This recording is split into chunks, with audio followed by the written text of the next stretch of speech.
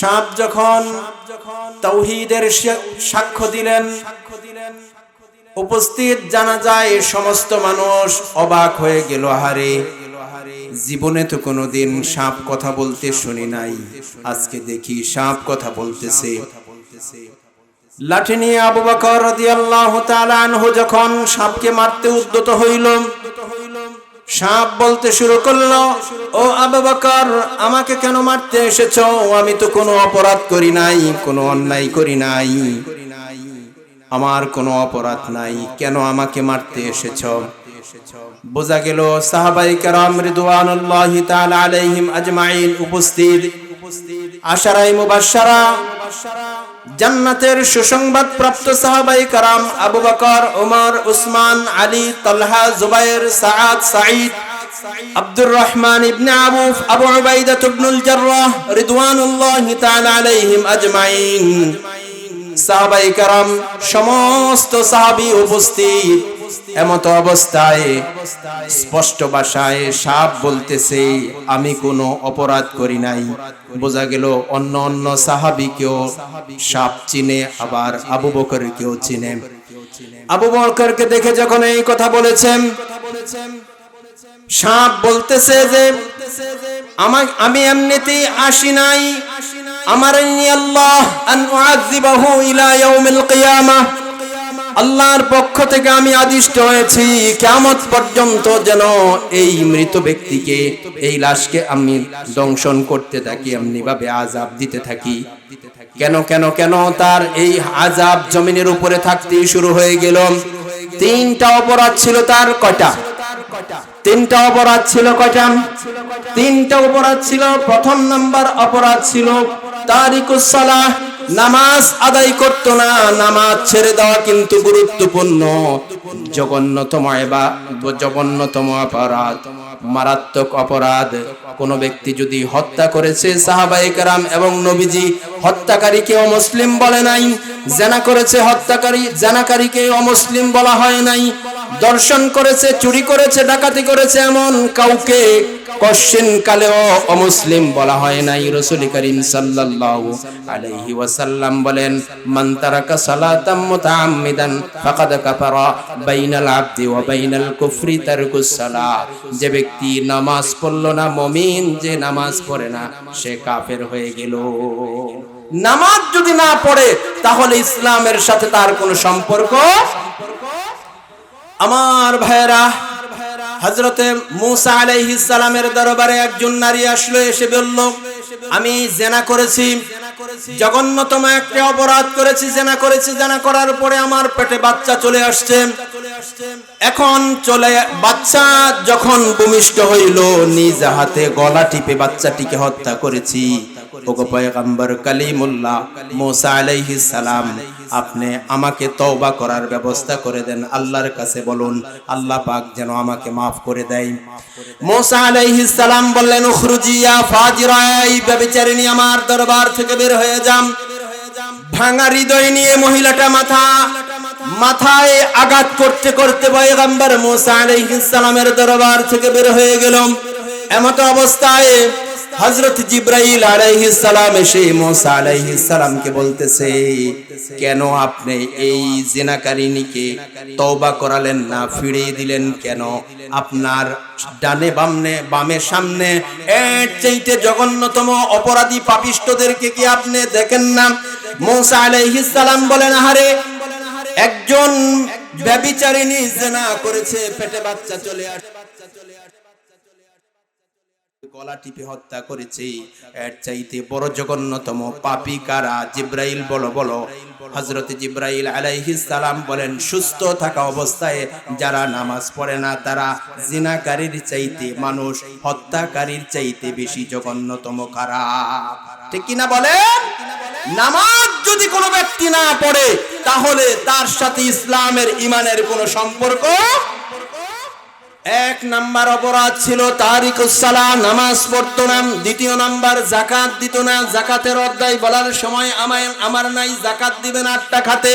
إنما الصدقات للفقراء والمساكين والعاملين عليها والمؤلفة قلوبهم وفي الرقاب والغارمين وفي سبيل الله وابن السبيل فريضة من الله والله عليم حكيم الله أكبر বলেন যাকাত দিবেন 8টা খাত যাকাতের খাত আল্লাহ পাক করে দিয়েছেন 8টা কয়টা এটি বলার এখন সময় পেলে পরে বলবো বলার সময় নাই কিন্তু যাকাতের পাশাপাশি এই যে মাদ্রাসা জামিউস সুন্নাহ মডেল মাদ্রাসায় আপনি যাকাত দিতে পারেন অসহায় ছাত্র আছে তাদেরকে আপনি যাকাত দিবেন যাকাতের পাশাপাশি দান সদকার কথাও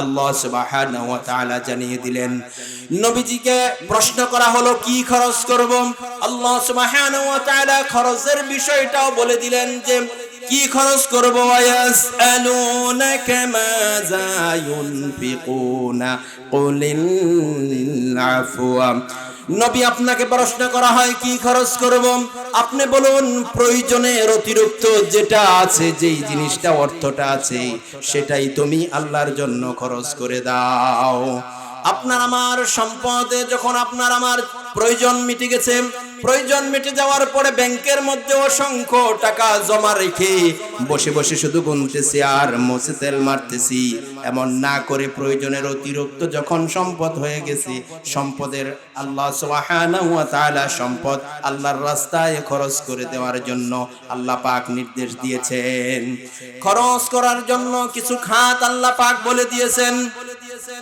আল্লাহ রাব্বুল আলামিন বললেন কোন কোন খাতে আপনি আমি খরচ করব আল্লাহ পাক বলে দিলেন ওয়াবিল ওয়ালিদাইনি ইহসানা ওয়া বিযিল কুরবা ওয়াল ইয়াতামা وبالوالدين إحسانا وبذي القربى واليتامى والمساكين والجار ذي القربى الله أكبر বলেন নিজের পিতামাতা নিকট আত্মীয় এতিম মিসকিন আত্মীয় প্রতিবেশী অনাত্মীয় প্রতিবেশী চলার সাথী মুসাফির এই সমস্ত খাতে আল্লাহ পাক দিতে বলেছেন এই জামিউস সুন্নাহ মডেল মাদ্রাসার ভেতরে আপনি এতিম পাবেন মিসকিন পাবেন অসহায় পাবেন পথচারী মুসাফিরও পাবেন এখানে দিতে এক জায়গায় 5টি খাত খুঁজলে আপনি পেয়ে যাবেন আল্লাহু আকবার বলেন এই জায়গায় আপনার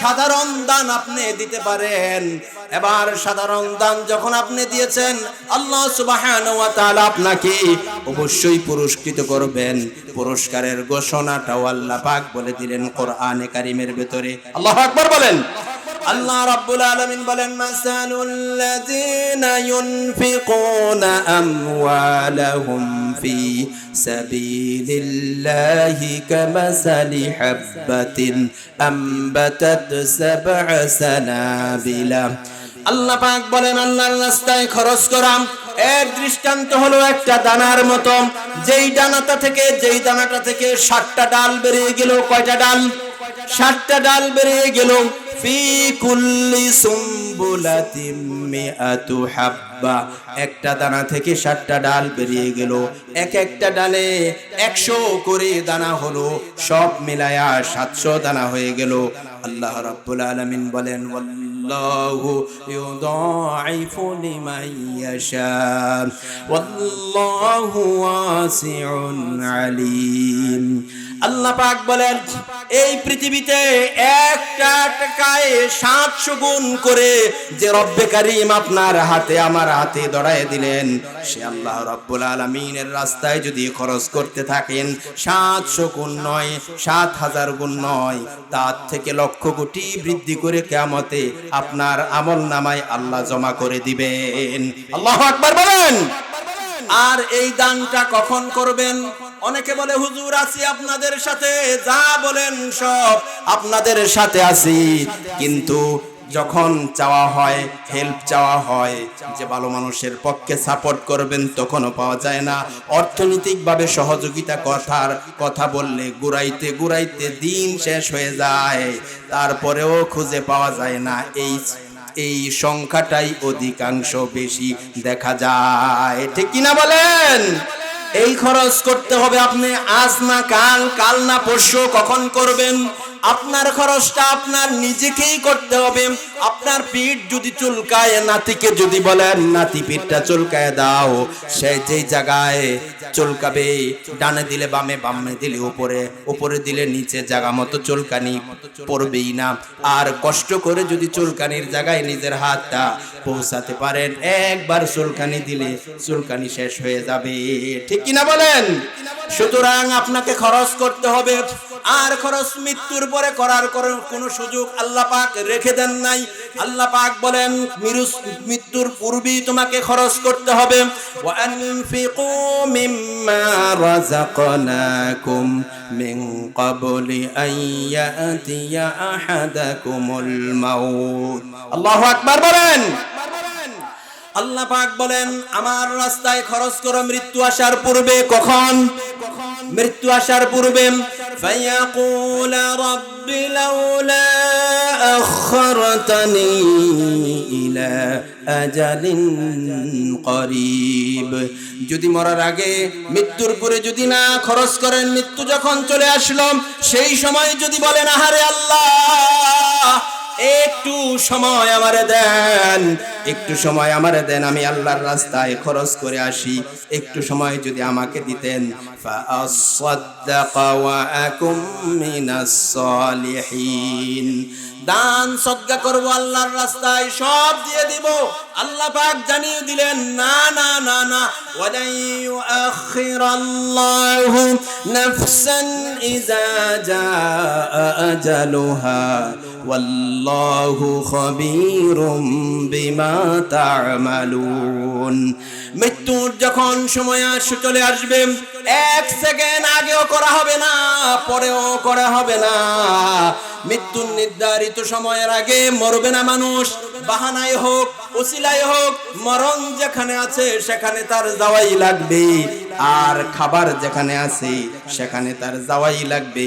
আল্লাহ রাব্বুল আলামিন বলেন কুল ইন্নাল মাউতাল্লাযী